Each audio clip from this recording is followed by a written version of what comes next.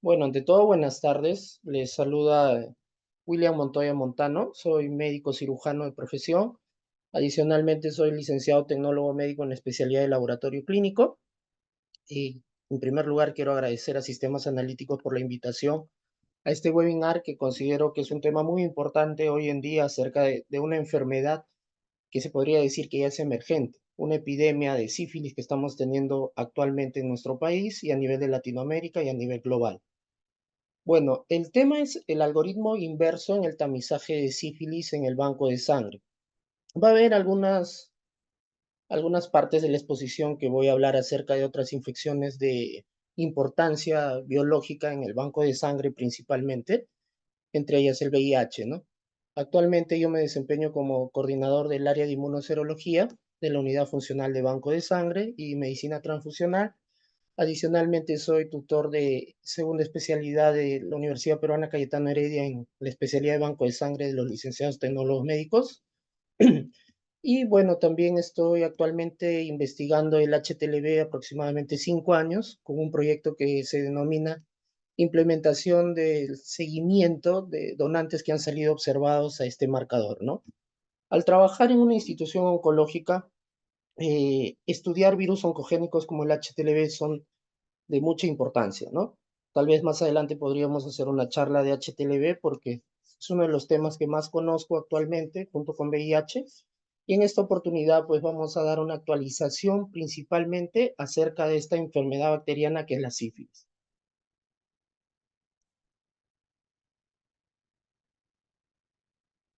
Bueno, vamos a empezar con una pequeña pregunta para todo el público, para que pueda hacer una exposición dinámica y todos podamos participar.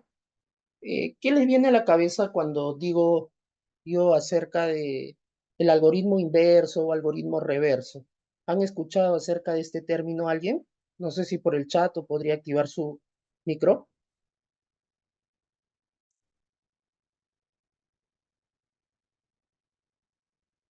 Andrea, ¿me escuchas?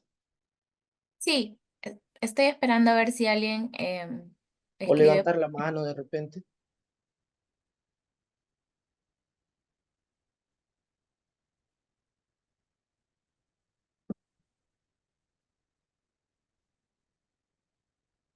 Mencionan por el chat Joel Bustamante, primero una treponémica y luego una no treponémica. Correcto, correcto. Muy bien, Jovel Bustamante. Más que todo, la aplicación del algoritmo inverso está dado para iniciar primero con una prueba treponémica de mayor especificidad y luego complementar con una prueba no treponémica. El algoritmo tradicional se podría decir que es iniciar con una prueba no treponémica. Esto estamos hablando a nivel de diagnóstico. Iniciar con una prueba no treponémica y luego continuar con una prueba treponémica para hacer el diagnóstico confirmatorio de esta enfermedad. Anteriormente, en banco de sangre se utilizaban las pruebas no treponémicas, ¿no? Utilizábamos el RPR, antes el BDRL. Actualmente estamos utilizando, según el Programa Nacional de Hemoterapia y Banco de Sangre, que es el PRONAEVAS, estamos haciendo el uso de ensayos de quimioluminiscencia, ¿no? Son métodos que tienen mucha sensibilidad, especificidad para poder ser utilizado en la identificación de postulantes que podrían tener algún tipo de infección asociada a esta bacteria, ¿no? Pero la pregunta va, ¿será el fin de las pruebas no treponémicas en el diagnóstico de sífilis, no solamente en banco de sangre? Bueno, conforme vayamos avanzando la exposición, vamos a ver si realmente en las pruebas no treponémicas entrarían en desuso a nivel del diagnóstico. Disculpen. Bueno, ¿cuáles son los objetivos de la exposición?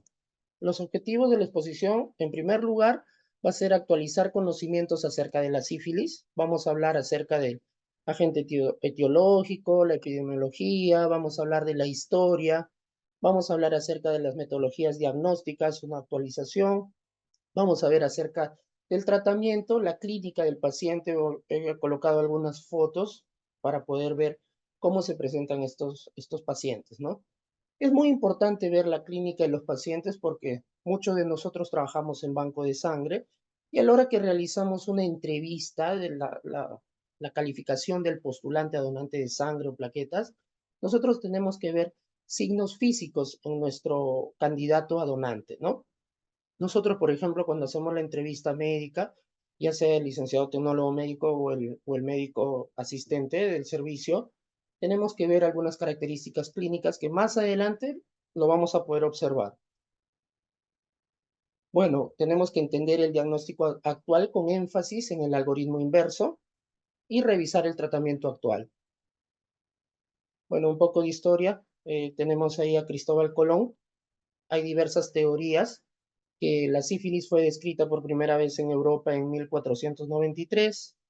Algunas teorías nos mencionan que Cristóbal Colón trajo desde Europa a la América cuando hizo el descubrimiento del continente americano, trajo la sífilis consigo, ¿no? Con sus tripulantes y cuando hubo contacto con aborígenes indígenas, en este caso pues adquirieron la sífilis. Otras teorías mencionan que Cristóbal Colón y sus tripulantes, al tener contacto con los indígenas americanos, llevaron la sífilis a Europa, ¿no?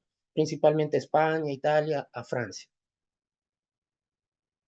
En 1905 se identificó al agente causal, que es el Treponema pallidum. Tenemos que saber que esta bacteria tiene diversas subespecies, ¿no?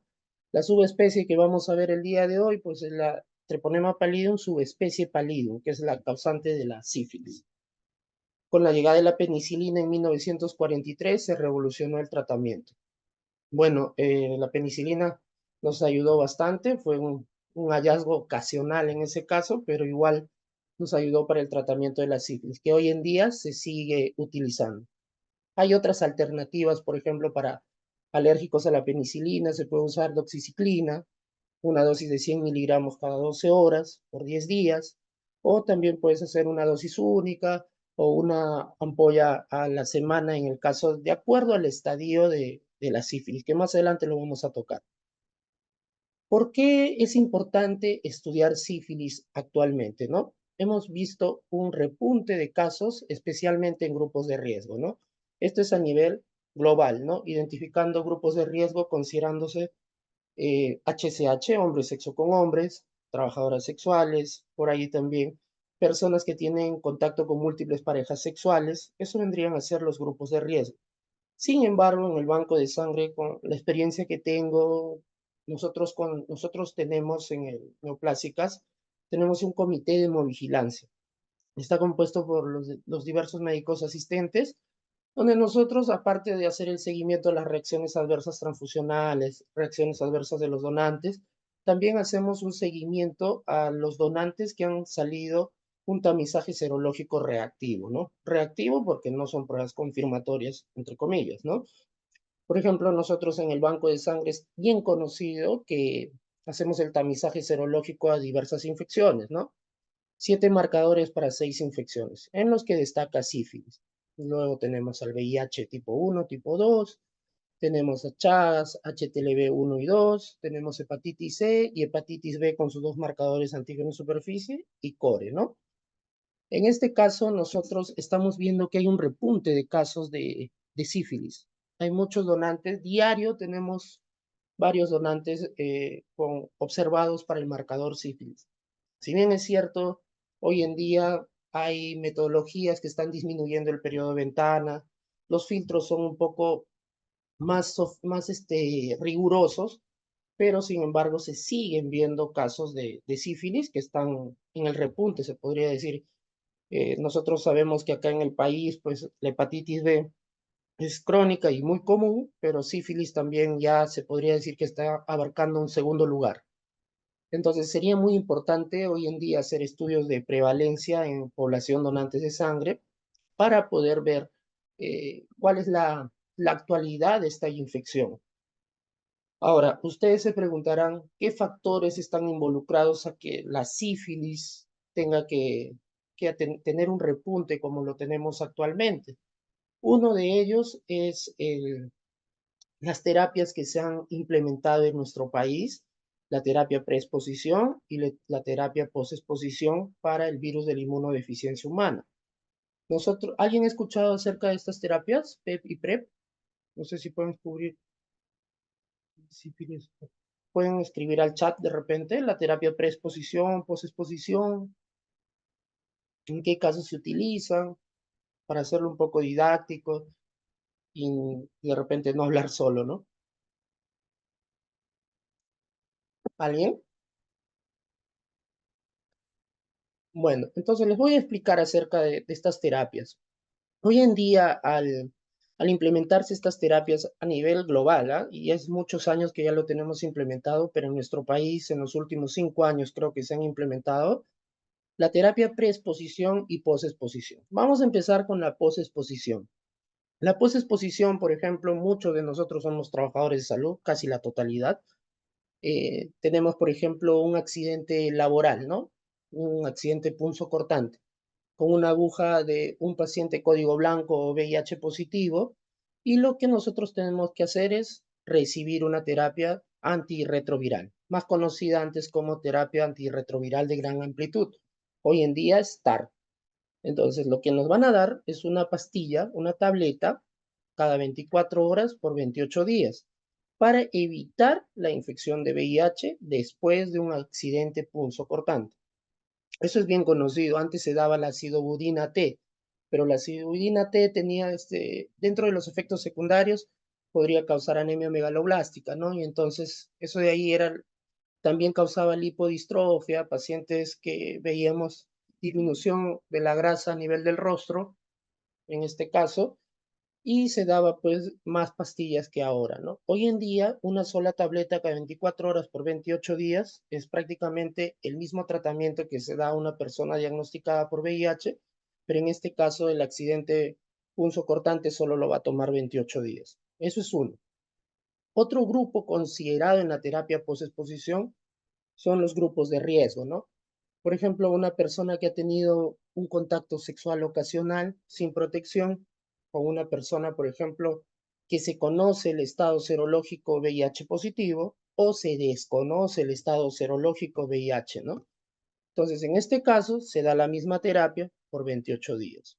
¿Cuál es la desventaja de este cóctel, se podría decir, de antirretrovirales que se toma en una sola tableta? La desventaja es que solamente tienen 72 horas para tomarlo.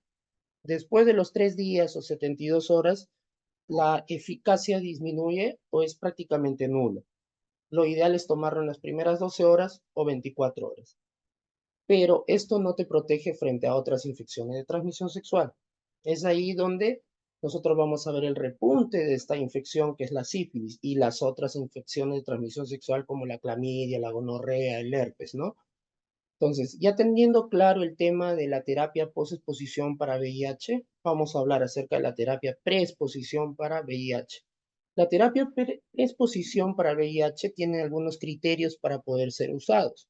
Dentro de los criterios para ser usados tenemos, por ejemplo, HSH, hombre sexo con hombre, trabajadoras sexuales, personas que tienen múltiples parejas sexuales también pueden acceder a este tratamiento de manera gratuita.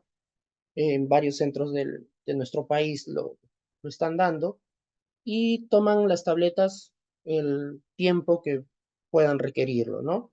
Si es una persona que tiene múltiples parejas sexuales, todo el tiempo tiene que tomarlo para tener una eficacia muy cercana al 99%. Esto lo que va a hacer es disminuir la probabilidad de adquirir la infección por VIH, ¿no? Bueno, y también están involucrados otros factores, ¿no? Dentro de la carga viral, todo eso, ¿no? Si es una carga viral indetectable, con más razón no va a haber infección, ¿no? Pero si es una carga viral detectable, en algunos casos no saben el estado serológico del paciente o no saben si ese paciente está recibiendo tratamiento. Entonces, ¿qué hacen estos grupos de riesgo? Se ha visto muchos artículos que al tomar su pastilla de la terapia preexposición se sienten inmunes al VIH, pero lamentablemente no tienen la educación adecuada para poder evitar otro tipo de infecciones al usar, por ejemplo, un preservativo, ¿no? Entonces, por eso se ve el repunte de casos de sífilis que están asociados ahí. Perdón, voy a leer el chat. Sí, estoy en historia, estoy hablando una introducción, ¿no? Acerca de VIH, por qué es importante hablar acerca de la sífilis, ¿no? Entonces, por eso se ve eso es una de las causas del repunte de la sífilis. Bueno, teniendo esa pequeña introducción acerca de cuál es el punto que está causando el repunte de infecciones de sífilis en nuestro país? Muchas gracias, disculpe. Entonces, teniendo la explicación acerca del VIH y el repunte asociado a sífilis, nosotros vamos a continuar con la historia, solamente dando algunos temas, ¿no? Algunos términos muy importantes, ¿no? En 1493, la primera epidemia de sífilis traída a ¿Tú vas a España comer algo más? por la tripulación de Cristóbal Colón desde la Española, más conocida como Haití. Bettencourt, primer autor francés que escribe sobre la sífilis. Y bueno, luego tenemos pues el desarrollo de la penicilina. Anteriormente se trataba con mercurio, se conocía como morbus veneris o la enfermedad venérea o el morbo venéreo. Es un término que implementaron en Francia.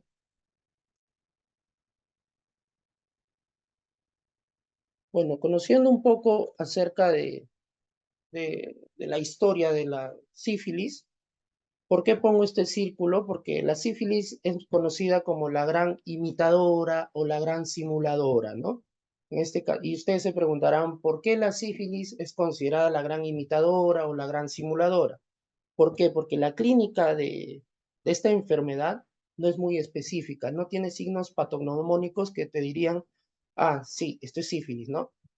¿Por qué? Porque se puede mostrar con diversos tipos de síntomas, ¿no? Desde una lesión característica que es el chancro duro indoloro, hasta una lesión de aspecto húmedo, con secreción, o una lesión a nivel de mucosa oral, o una lesión como un rash cutáneo. El rash cutáneo, un término muy específico, muy conocido en diversas enfermedades, en una de ellas, por ejemplo, el VIH, ¿no? Entonces, la sífilis es conocida como la gran imitadora o la gran simuladora. ¿Cuál es la etiología de esta enfermedad? Es causada por una espiroqueta, que es el Treponema pallidum, subespecie pallidum. Es una enfermedad venérea de presentación variada y compleja. Eh, Muchos infectólogos dicen, toda lesión a nivel genital de características no secretivas, o sea, que no expulsan secreción, debería ser considerado como sífilis hasta demostrar lo contrario, ¿no? Lo ideal es hacer la prueba, considerar también el periodo de ventana y las características clínicas en conjunto para poder dar un diagnóstico adecuado y un tratamiento precoz. ¿Cuáles son las vías de transmisión muy conocidas? Entre ellas la principal, contacto sexual. Introducción directa en el aparato vascular por medio de agujas compartidas, por ejemplo, usuarios de drogas endovenosas, transfusiones. Hoy en día se ha disminuido el riesgo transfusional debido a la implementación de pruebas de cuarta generación o quimioluminiscencia, ¿no? Tenemos acá la espiroqueta y bueno, ahí tenemos por qué lo conocemos como la gran imitadora, la gran simuladora, ¿no? En algunos casos se puede presentar como una afta a nivel de la mucosa oral y podemos de repente asociarlo a otro tipo de infección bacteriana, ¿no? Por eso es muy importante hacer una adecuada anamnesis, una adecuada historia clínica del paciente para poder definir qué tipo de prueba nosotros vamos a solicitar como médicos, como licenciados también, para poder conocer. Yo soy licenciado también, así que lo importante es conocerlo también, este tema de las pruebas, ¿no? Somos una gran ayuda dentro del equipo multidisciplinario de salud. Bueno, acá tenemos la espiroqueta. Un momentito, voy a bajar esto. Gracias. El agente etiológico es una espiroqueta, es el Treponema pallidum, subespecie pallidum, formas espirales regulares, es una bacteria muy móvil, que por eso su desplazamiento a nivel sistémico es rápido y no es posible visualizarlo de forma rutinaria, ¿no? Es incultivable, no se puede cultivar, por eso no podemos utilizar medios de cultivos que se utilizan en la identificación de ciertas bacterias, ¿no? Ahora, ¿se podrá hacer un gram? En este caso, pues el gram también no es aplicable para las espiroquetas, debido a que esta bacteria, al tener un poco contenido peptidoglicano, no va a poder captar en este caso el gram, ya sea positivo o negativo, ¿no? No se puede captar.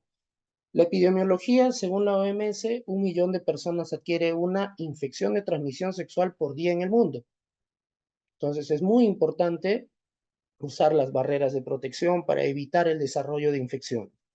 En el año 2022, 8 millones de adultos entre 15 y 49 años, principalmente este grupo etario es el grupo sexualmente activo, ¿no? Contrajeron sífilis. Se calcula que en el 2022 hubo 700.000 casos de sífilis congénita en el mundo. El término sífilis congénita, pues la sífilis es un causante de aborto, ¿no? Entonces, es importante poder estudiar esta enfermedad, ¿no? Ya sea a nivel de banco de sangre, en banco de sangre, cuando brindamos la consejería médica a los postulantes, pues muchos de ellos no conocen su diagnóstico, muchos de ellos conocen su diagnóstico, tuvieron la enfermedad en el pasado y bueno, no recibieron tratamiento o recibieron tratamiento, ¿no? Pero más adelante vamos a tocar el tema de las pruebas treponémicas, ¿no? Bueno, es importante, como les digo, identificar la sífilis para evitar sífilis congénita, ¿no? Principalmente en la población gestante, ¿no? Esta enfermedad se concentra en ciertos grupos de población que vendría a ser denominado como la población clave o la población grupo de riesgo, ¿no? Este es un dato de otra literatura, no es de nuestro país. La población en general es de 0.5%. Yo me atrevería a decir que es más en nuestro país, ¿no? Pero la prevalencia sería, bueno, estudiarla. En hombre sexo con hombre o HCH, la tasa aproximada es de 7.5%. Es datos latinoamericanos, pero no de nuestro país exactamente.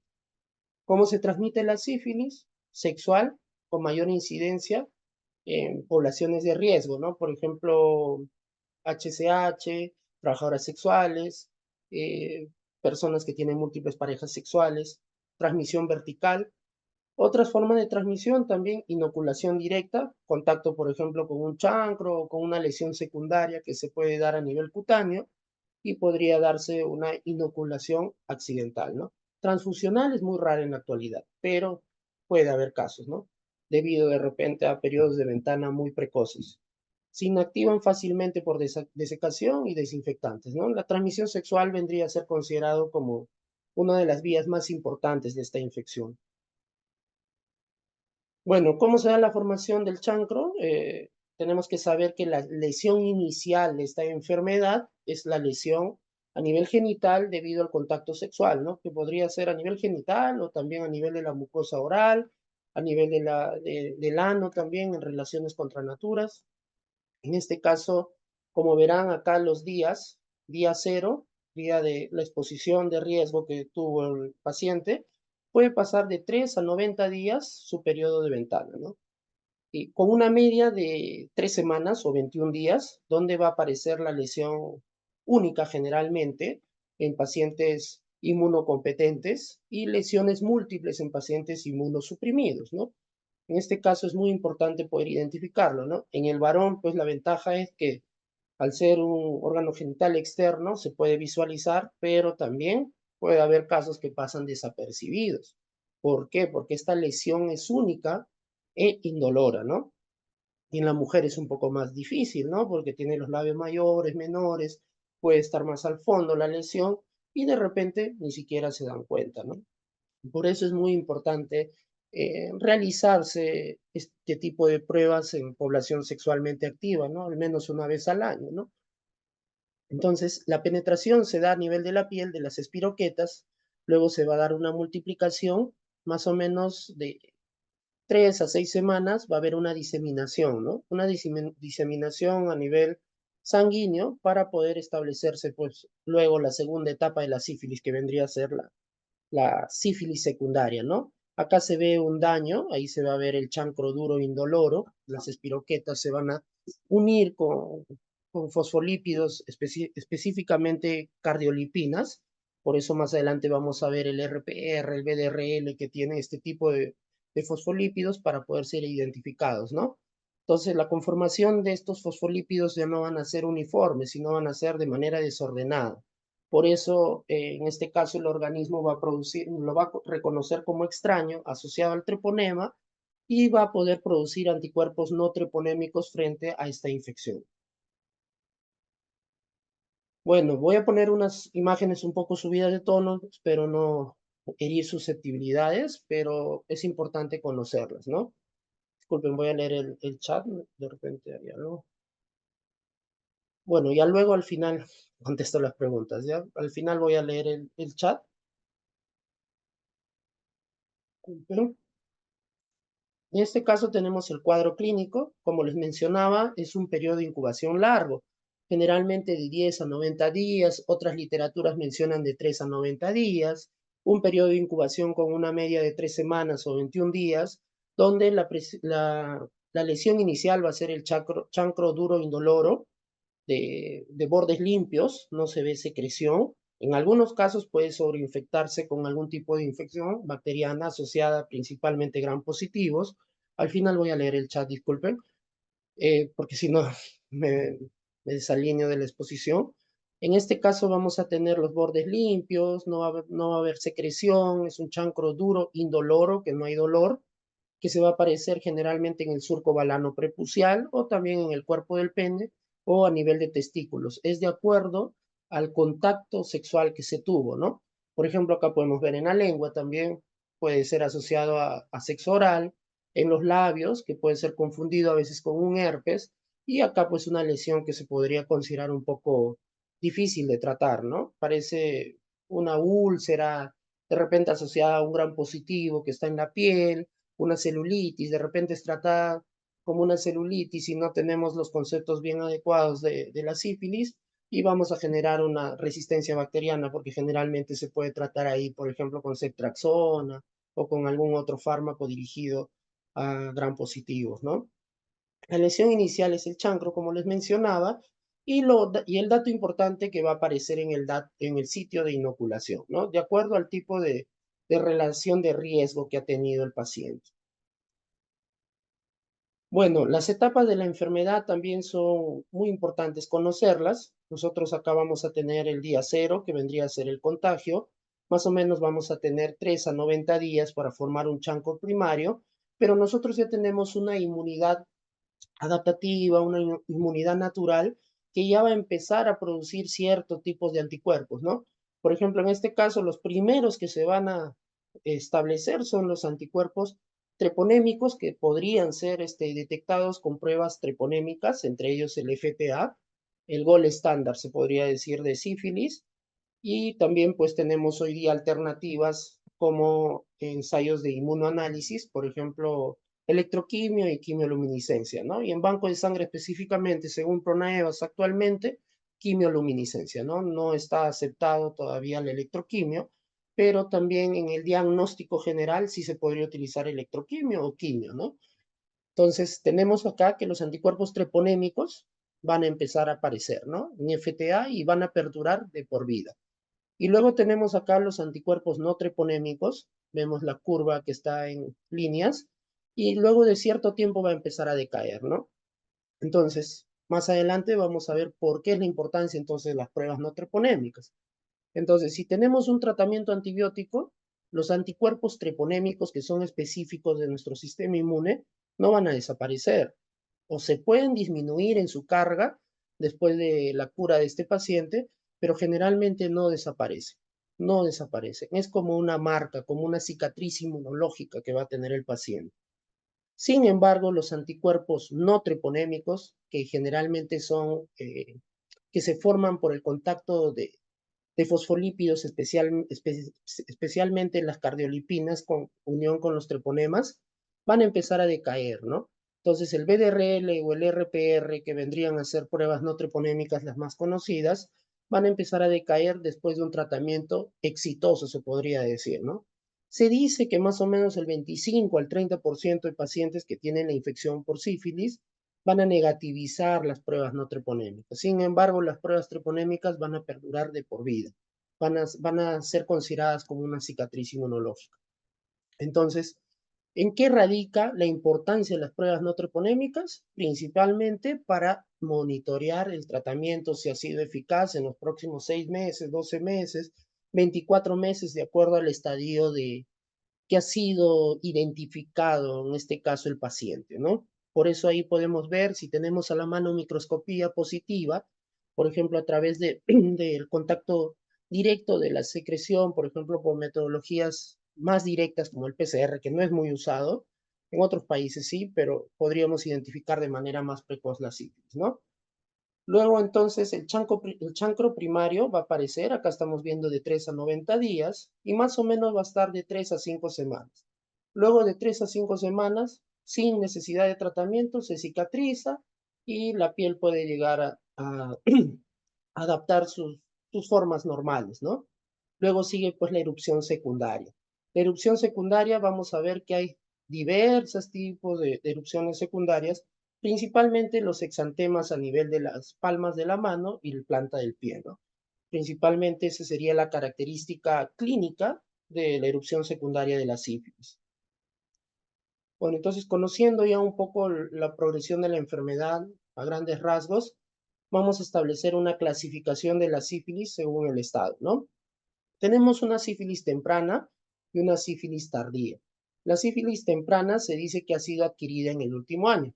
Una sífilis primaria, por ejemplo, de 3 a 90 días su periodo de ventana, una sífilis secundaria más de 90 días y una sífilis latente temprana en el último año. La sífilis tardía es la adquisición más allá del año, casos indeterminados, por ejemplo, donde no hay correlación entre las pruebas treponémicas y no treponémicas, se tiene que extender los estudios hasta 24 meses, ¿no? Sífilis latente tardía y sífilis terciaria, que ya constituye la neurosífilis, ¿no? A propósito de la neurosífilis, ¿cuál es el único método validado para poder diagnosticar la neurosífilis? El BDRL mediante una punción lumbar. Bueno, ahora vamos a conocer algunas lesiones primarias que podemos tener. Por ejemplo, acá a nivel del glande vamos a tener una lesión única que vendría a ser el chancro indoloro, duro, indoloro. El chancro blando doloro está asociado a Haemophilus ducreyi, ¿no? Pero en este caso tenemos asociado a treponema pálido. Generalmente su presentación glande y surco balano prepucial y cuerpo de pelo, pero también se puede dar a nivel de genitales, ¿no? Testículos, por ejemplo, ¿no? Y en el caso de mujeres, pues, labios mayores, menores, vulva. En este caso vamos a tener un paciente masculino que tiene una lesión en la lengua y vemos también a nivel cervical tiene adenopatías bilaterales, ¿no? Está asociado también a sífilis. Sífilis secundarias, vamos a tener lesiones a nivel de las palmas de la mano y en las plantas del pie, ¿no? Se va a ver ahí un exantema asociado a hiperkeratosis, ¿no? Por eso es muy importante evaluar las características clínicas de nuestro postulante a donante de sangre, ¿no? Por ejemplo, yo cuando estoy en entrevista, muchas veces les digo, señor donante, ponga las manos en la mesa, ¿no? Voltee las palmas, quiero verlas, he identificado algunos casos con este tipo de lesiones, ¿no? Y por precaución, en este caso, sería rechazar al donante, ¿no? Pero es una característica clínica que tiene que ser validada con una prueba de laboratorio, ¿no? Pero por precaución nosotros tenemos que rechazarlo, ¿no? Lo, bueno, ustedes se preguntarán, ¿por qué la sífilis es utilizada entonces como tamizaje serológico si tiene cura? Es más que todo por el tipo de relaciones de riesgo que tienen estos postulantes, ¿no? Porque si hay cura, generalmente esa prueba treponémica va a salir de por vida positiva, pero sus comportamientos de riesgo nosotros no lo conocemos. Y muchos donantes, lamentablemente, a pesar que la entrevista es una hoja médico-legal, se podría decir, muchos mienten, ¿no? Y representando un sesgo que va a hacer que se disminuya la posibilidad de poder identificar algunos casos, ¿no? Que están en estadios precoces. Al tener un periodo largo de 3 a 90 días, es muy importante hacer una adecuada entrevista para poder identificar algún tipo de riesgo que podría estar asociado a esta enfermedad y a las otras, ¿no? Bueno, acá podemos ver un rash cutáneo que se da a nivel de la espalda. Por ejemplo, el rash cutáneo también se puede ver de manera parecida en pacientes VIH positivo. Alopecia sifilítica también, lesiones a nivel de la mucosa oral y los condilomas latas, ¿no? Generalmente ya en sífilis secundaria o condilomas planos también. Esto es lo que me refiero, ¿no? Por ejemplo, características a nivel del cuero cabelludo, que puede ser de repente, equivocadamente pensar que hay una micosis a nivel de cuero cabelludo, ¿no? Pero generalmente las micosis van a escamar, ¿no? Pero en este caso, verán, no hay escamas, ¿no? Pero se ve como unos parches, algunos lo conocen como parches sifilíticos, es la alopecia sifilítica, ¿no? En sífilis secundaria, ¿no? Yo sí he visto este tipo de postulantes y bueno, hasta que no traigan su prueba, en este caso se rechaza, ¿no? Acá vemos un paciente con sífilis secundaria, con alopecia sifilítica, post tratamiento, cómo ha corregido, ¿no? Bueno, ahora entramos a la parte más importante de la exposición que vendría a ser el diagnóstico, ¿no?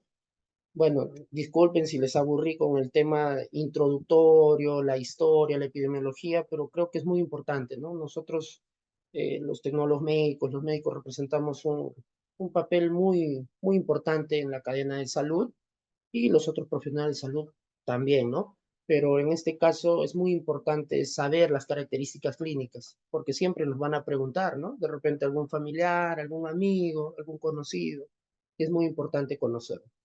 Entonces, las pruebas diagnósticas tenemos un gran grupo que son las no treponémicas y las treponémicas, ¿no? Las no treponémicas, como les explicaba anteriormente, detectan anticuerpos contra un fosfolípido que es la cardiolipina. No son específicas de sífilis, recuerden eso. Más o menos 10 a 15 días después del chancro van a empezar a positivizar, si es que tiene la infección, obviamente. Una sensibilidad casi cercana al 86% en sífilis primaria, pero en sífilis secundaria 100%, ¿no? Las más representativas, BDRL y RPR. Las treponémicas se solicitan cuando se tiene una prueba no treponémica positiva, eso era el algoritmo tradicional, ¿no? Disculpe. Van a detectar anticuerpos específicos contra el treponema pálido, positivas toda la vida, representando la cicatriz inmunológica o huella inmunológica que les mencionaba. Entre las que destacan FTA, APS y hemaglutinación, ¿no? En este caso, también ahí están incluidas, faltó poner lo que es la electroquimio y la quimioluminiscencia, ¿no? Que hoy en día utilizamos. Lo que les mencionaba, ¿no? Anteriormente vimos el día de contagio, los 3 a 90 días, que podría aparecer el chancro primario, que es la lesión única, y luego vamos a ver que ya la inmunidad de nuestro organismo puede producir ya anticuerpos, dentro de los cuales los principales son los anticuerpos treponémicos asociados a pruebas treponémicas como FTA, ¿no? Y también casi una semana después, 2 semanas después, anticuerpos no treponémicos que están asociados a la lesión que va a producir el treponema y la exposición de ciertos fosfolípidos como la cardiolipina para poder ser identificados mediante pruebas no treponémicas, ¿no? Y está la microscopía positiva del chancro, ¿no? Vemos acá de 3 a 5 semanas en el chancro puede ser identificado porque luego ya sigue la cicatrización. Bueno, las pruebas no treponémicas, nosotros ya lo conocemos, voy a hablarlo rápidamente. Tenemos dentro de ellas el BDRL, una reacción negativa, limitaciones, bueno, las limitaciones que tengo que tener un microscopio para poder ver la reacción, ¿no?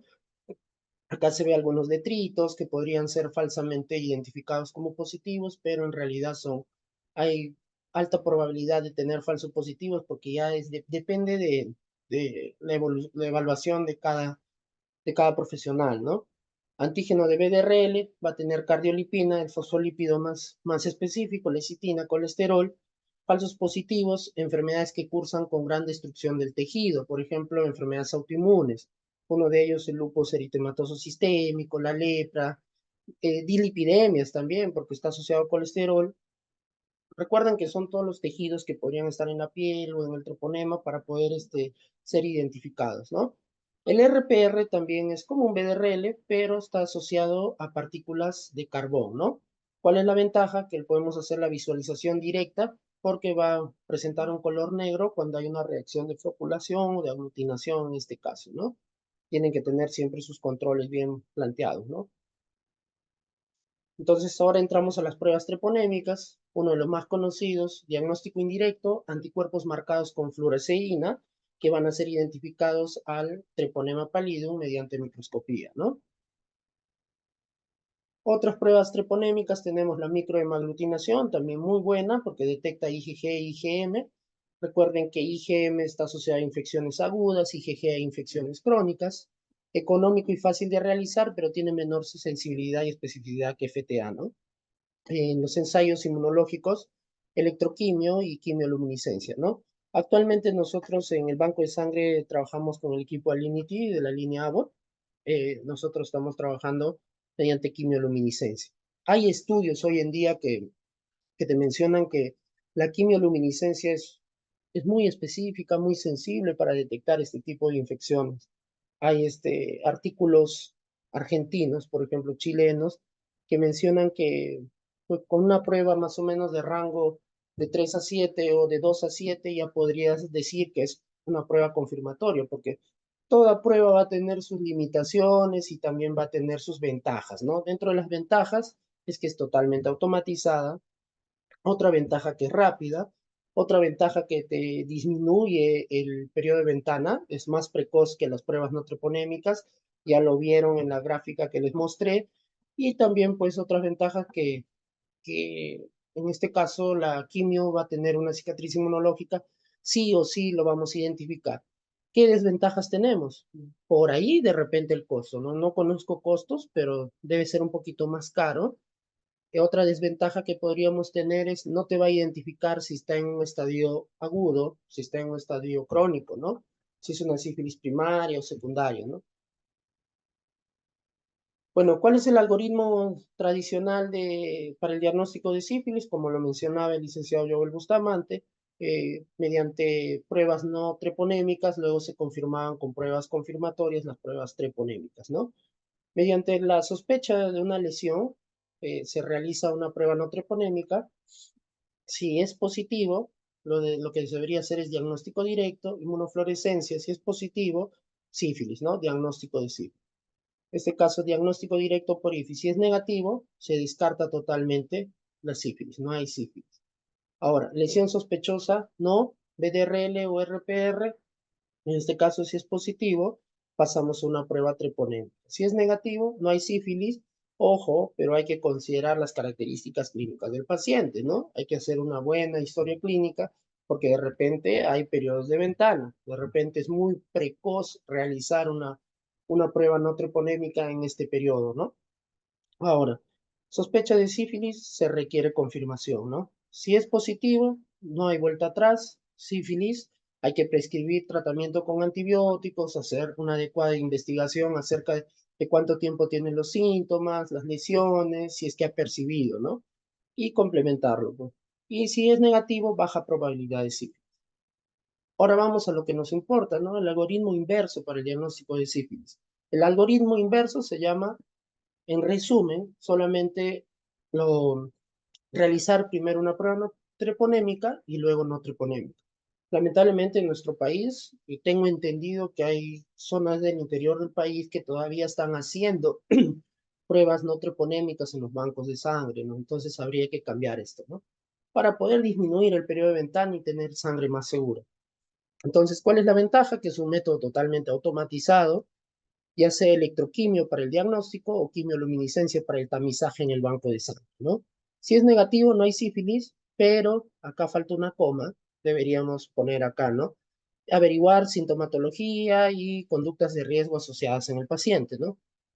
Si es positivo, prescribir tratamiento antibiótico si se sospecha de sífilis primaria o en incubación, BDRL o RPR, si es positivo, sífilis, si es negativo, hay que hacer otro tipo de prueba treponémica, en este caso FTA o microhemaglutinación, y se requiere confirmación con una segunda prueba treponémica cuando hay cero discrepancia, ¿no?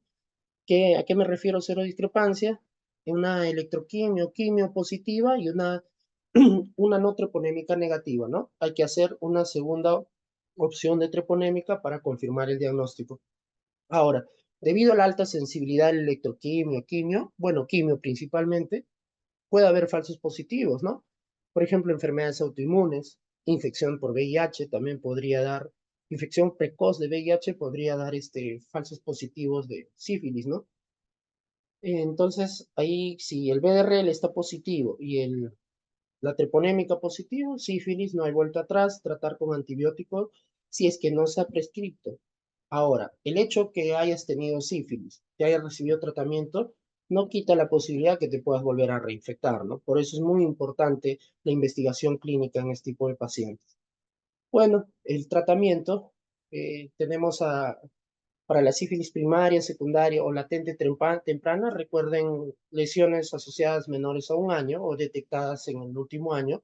Penicilina G benzatínica, 2.4 unidades internacional, 2.4 millones, por vía intramuscular, dosis única, suficiente, ¿no?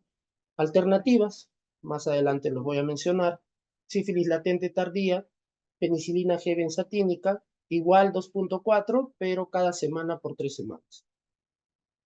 O no utilizar la de 1.200.000, sino la presentación de 2.400.000, porque los excipientes podrían traer reacciones secundarias, ¿no? Sífilis terciarias, penicilina G sódica, de 18 a 24 millones, cada 4 horas por 10 a 14 días. Alternativas, como la ceftriaxona también, o la doxiciclina cada 12 horas por 28 días también.